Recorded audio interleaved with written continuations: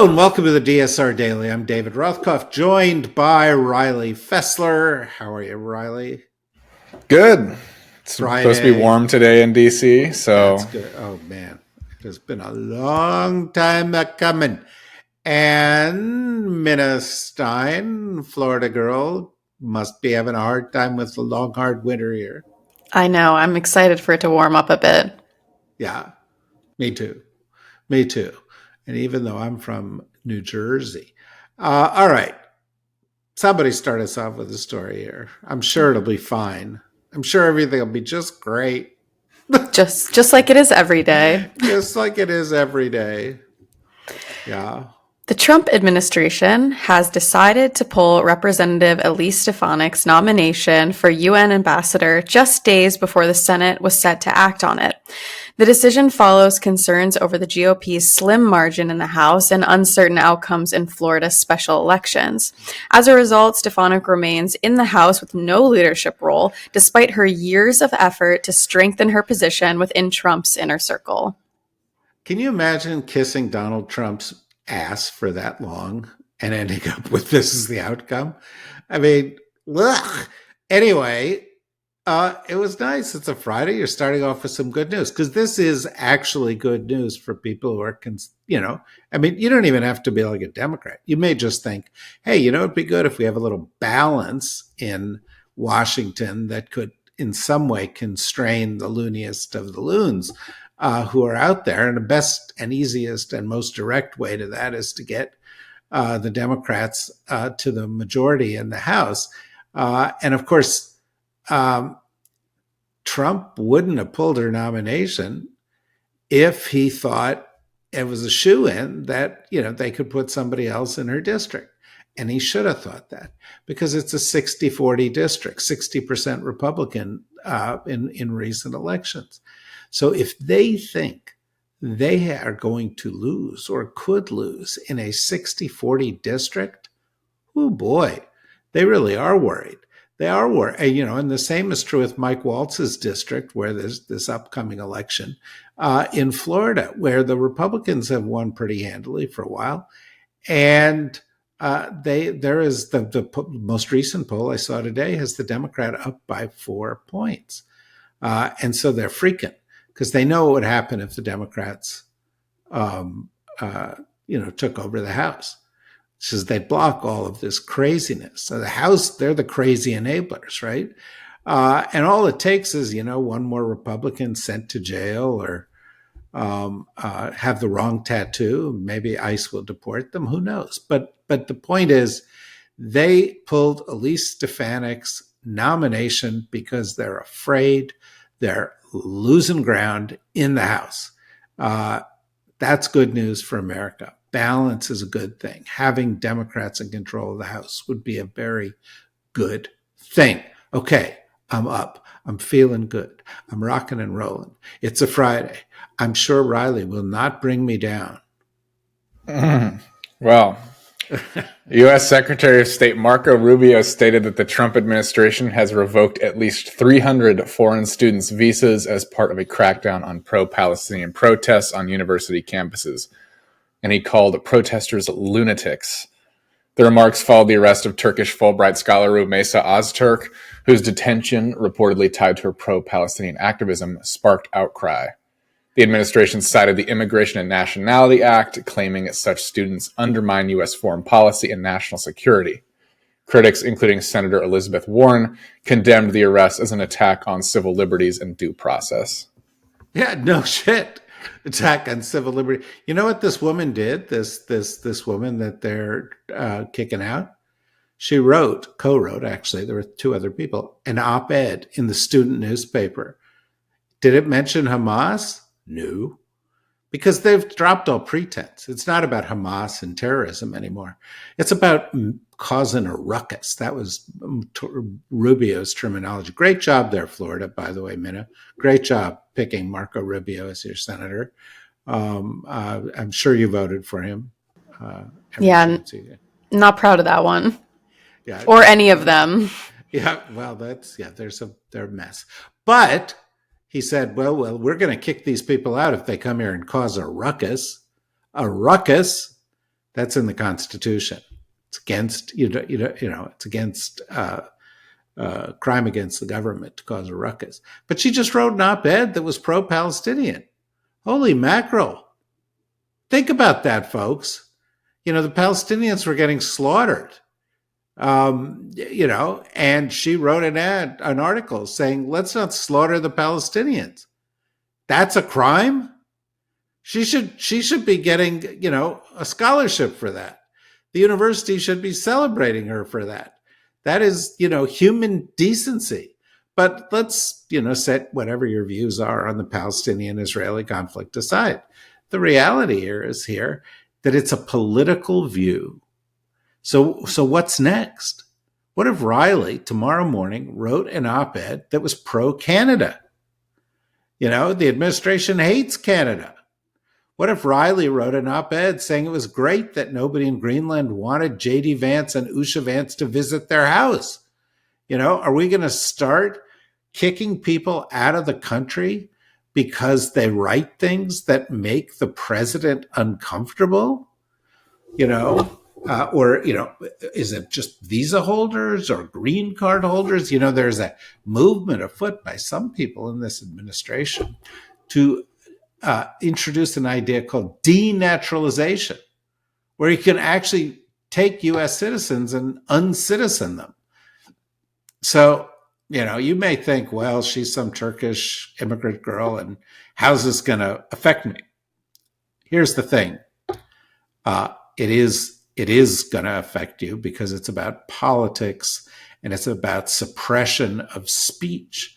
And, as we've reported here earlier this week, a Russian woman at Harvard Medical School was stopped at Logan Airport and is going to be sent back to Russia, where she has been critical of Putin.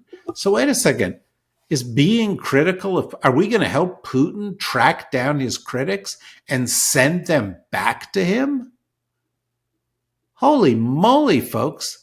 These are the people that we used to embrace. This is the reason we're a light to the world. People said, I can express myself in America. Not so much anymore. Realize what this is. This is not about some foreign student. This is about the end of free speech in America.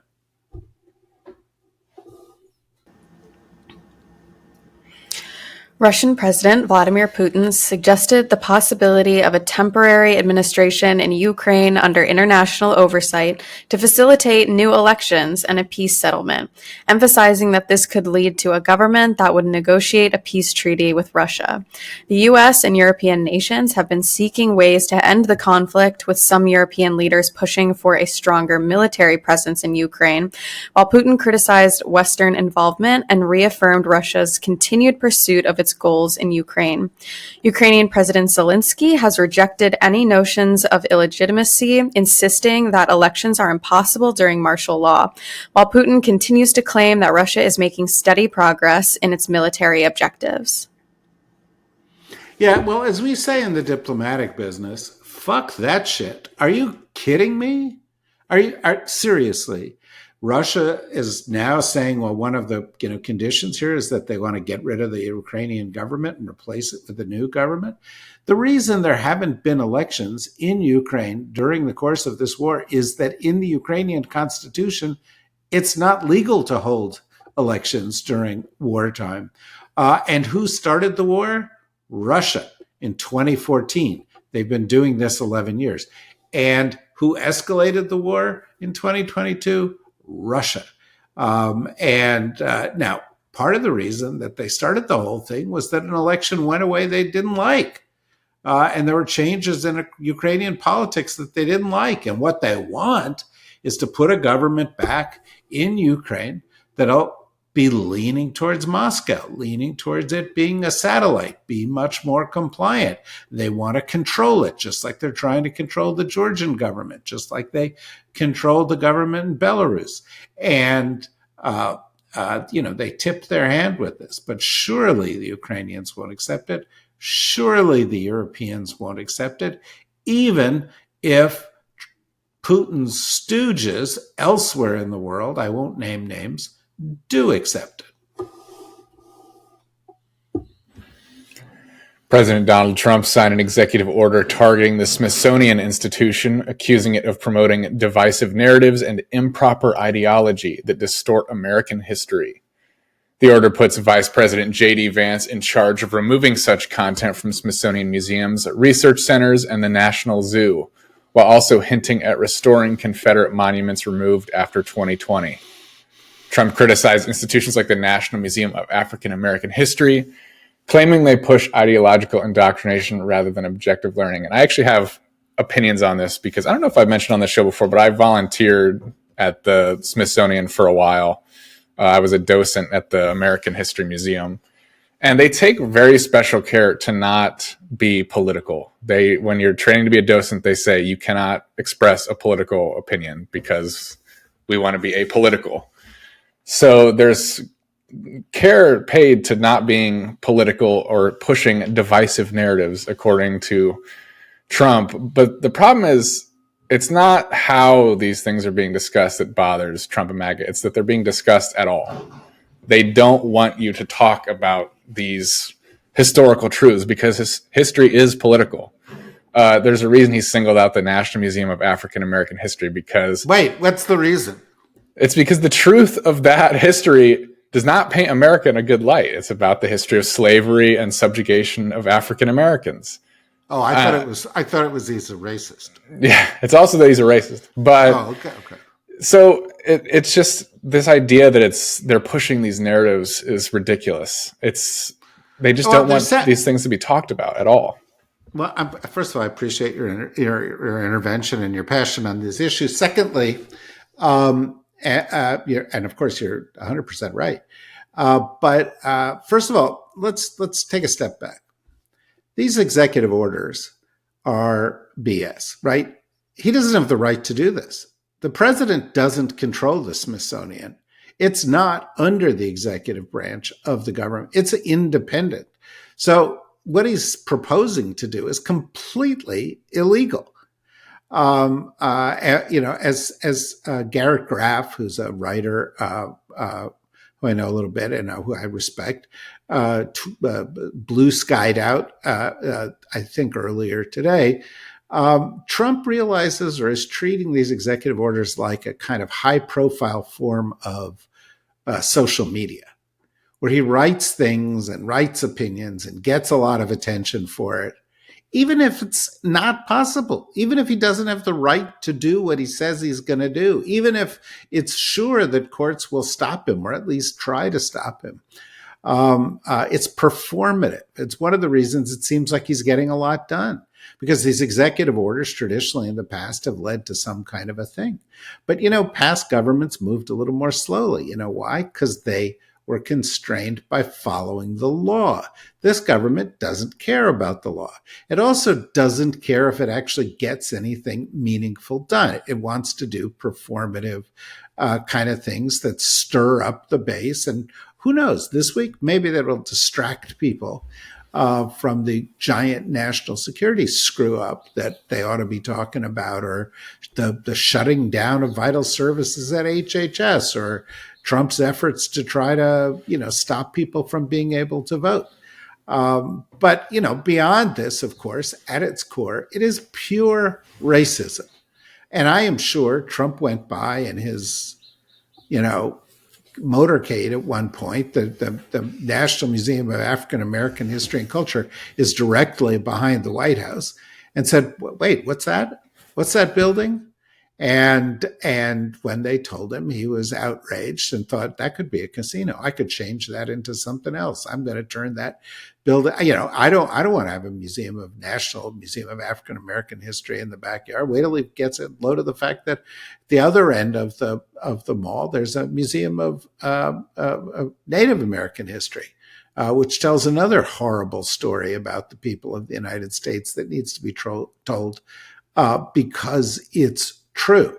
But Riley, I was surprised at your intervention, because I thought you would be responding to the fact that they're targeting the National Zoo. Yeah. I mean, That's so ridiculous in and of itself, because what are the divisive narratives being pushed at the National Zoo? Well, let me tell you one, Riley. One that I think is offensive. Those pandas, they're black and white. What we need is Oh my gosh. we Evil. need all white pandas, or replace the pandas and let's have polar bears. They're all white. I don't think we should have animals that are black and white. It's promoting, forced integration. It's promoting, a narrative that our culture is racist, and it's offensive to me as a white male. And you mentioned the fact that he can't do this legally, and part of it's the congressional side that they funded, but also a big part of the Smithsonian's funding is private. It's not fully propped up by the government, so he has no grounds to do this at all. We haven't seen the executive order yet on shutting down PBS and NPR, right? Right. That'll be coming, but only a couple of points, like 2-3% or something of their budget's federal. They don't have it there, but the government can't control that stuff. But this is just grotesquely racist. And the bit down at the bottom of this executive order about, we're going to reconsider naming, the places after Confederate war heroes.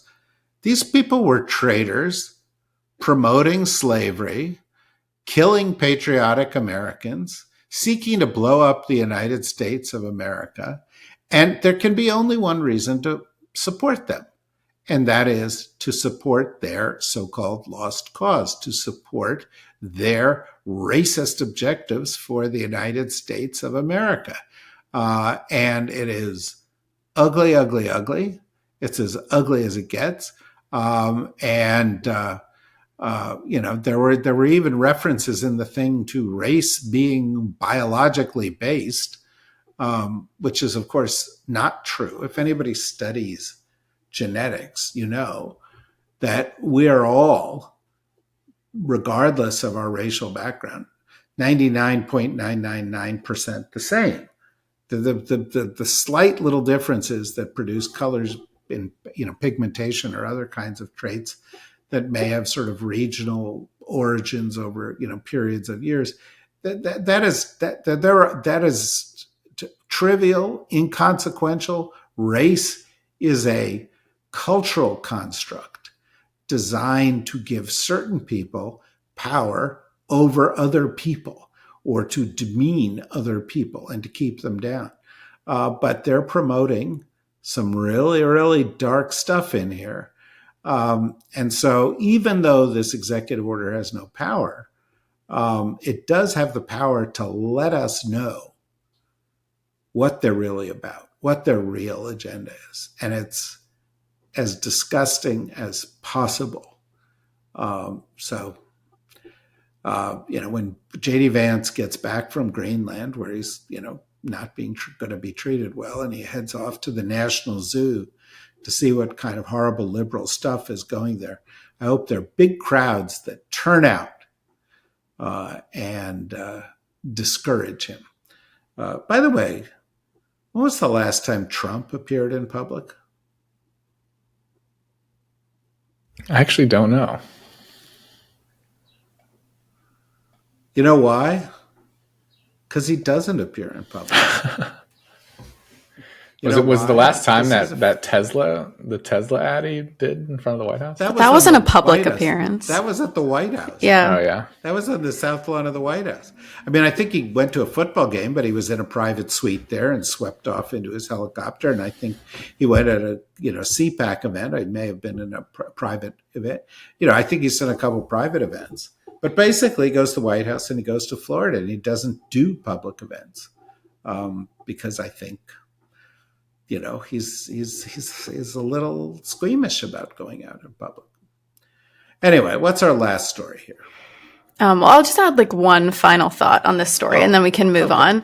But your final thought that you had on it just was making me think about, we're talking so much about how these museums explore the history of these groups of people in America, and that's very important. But they also have a large effort to educate on and celebrate the joy of these people in the United States and the joy of the culture of different groups in the United States. And to your point about trying to keep people down, I think there is an effort to stop people from unifying or stop people from having a sense of community, and getting rid of museums that celebrate the joy of different communities is part of that effort. This administration is telling us that they don't want us to have a sense of community. They want us to feel isolated, which is a very dangerous thing.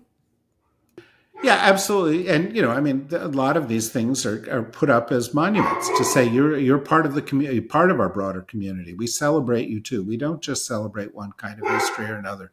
We celebrate the diversity of the United States of America. And of course, they oppose the diversity of the United States of America because all of this movement is part of an inevitable struggle of certain people to come to grips with the demographic reality of a United States that within 18 years is going to be a minority majority country, a country in which people that were once in the minority collectively together amount to a larger portion of the population than the people who were once in charge. And a lot of people, particularly white men, particularly disenfranchised white men, are frustrated that their place that they thought they would always hold in society, the kind of privileges they had, are going to disappear, and that the country is going to look different, sound different, and be different. Of course, American history says that the more diverse we are, the more people we let in from more places, the more people we embrace, the more people we lift up, the better off we are, particularly in a global society where global diversity is not always represented in other countries, but it is here, and it is a strength of ours here. So, this is dark, and I would add, by the way, of course, shutting down museums, shutting down libraries, shutting down zoos, taking over the Kennedy Center, shutting down scientific research, intimidating universities about what they can teach, and shutting down the Department of Education, putting in place programs that say these books are banned and these subjects can't be taught in the schools, trying to take away the power of the government to ensure that people are treated properly and fairly in these institutions, and shift control to sort of local authorities that typically resist that kind of inclusion. All of these things are part of a war on knowledge, a war on truth. And the war on knowledge and truth goes on because if you're an authoritarian, your story is not a good one. And so you have to be able to create an alternative story. And that's typically a fabric of lies. And knowledge and truth are the antidotes to it. And that's why authoritarians from the dawn of time have sought to change the narrative to suit them and suppress facts which don't suit them. U.S. Defense Secretary Pete Hegseth reaffirmed America's ironclad commitment to the Mutual Defense Treaty with the Philippines, stressing the need for deterrence in the South China Sea in light of China's growing actions in the region.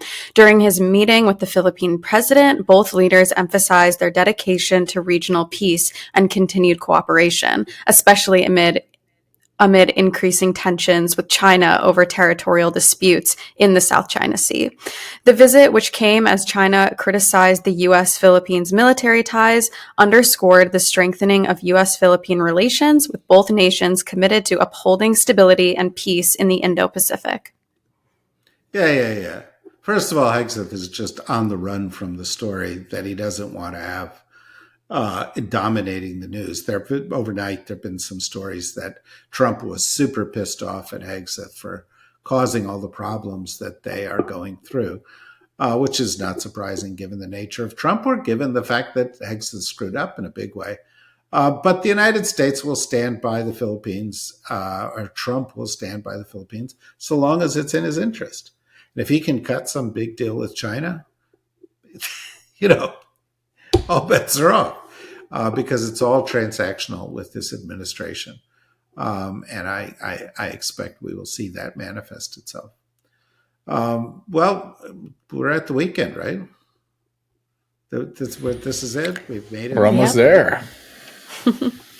It's going to be We made exciting. It'll be warm here. Everybody can go out, have a good time. Minna, you're going you're home in the French Riviera for the weekend? Is that Every weekend.